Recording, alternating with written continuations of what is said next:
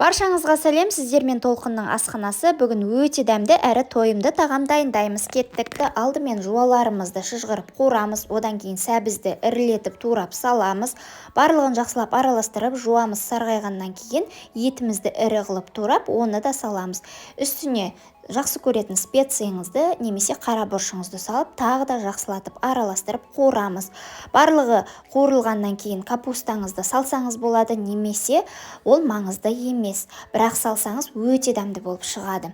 Барлығын қуырып, бетіне кішкене су құйып, жарты сағат немесе 40 минут уақытқа тындырып, газдың астын басып, кішкене етіміз піскенше дейін тындырып, бұқтырып алатын боламыз. Одан кейін картопымызды ірілетіп турап, бетіне татымына қарай тұзымызды салып, тағы да қуырып, үстіне кішкене суымызды құйып, жарты сағаттай уақытқа қалдырамыз. Осымен дайын болды, жасап көріңіз, ас болсын.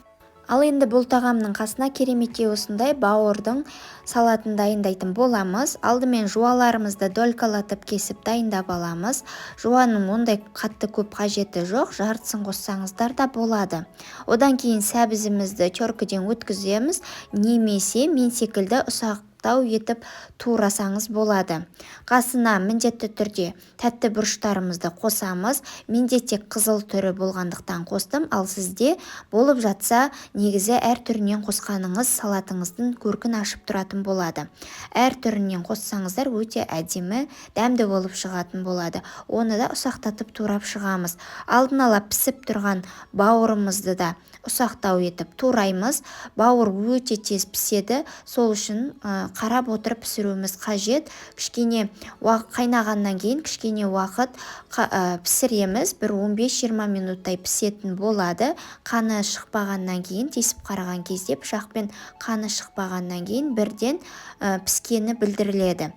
Мінекей бауырымызды да осылай турап аламыз, оны бір ыдысқа салып, ал қалғанын майға қуырып алатын боламыз. Табадағы майға әбден піскенше дейін овощарымызды кесіп, одан кейін турап, татымына қарай кішкене тұзын салып, қуырып алатын боламыз толықтай піскенше дейін.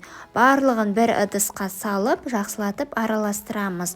Осы орайда, достар, менің каналымда бұдан да басқа қызықты рецепттер бар. Каналға тіркеліп, күнделікті рецепттерді жіберіп алмаңыздар. Бүгінгі ауызашарға осы салатты дайындасаңыздар, өте тойымды әрі дәмді болып шығады. Үстіне татымына қарай тұзын және де чесногымызды өткізіп салып, жақсылатып араластырып, майонезбен араластырамыз, немесе қаймақпен араластырып ұсынамыз. Өте тойымды әрі дәмді болып шығады. Міндетті түрде жасауға кеңес етемін. Бүгінгі ауызашарға осы екі тағамды жасасаңыздар, отбасыңызға ұнайтынына сенімдімін. Каналға тіркелуді ұмытпаймыз, достар.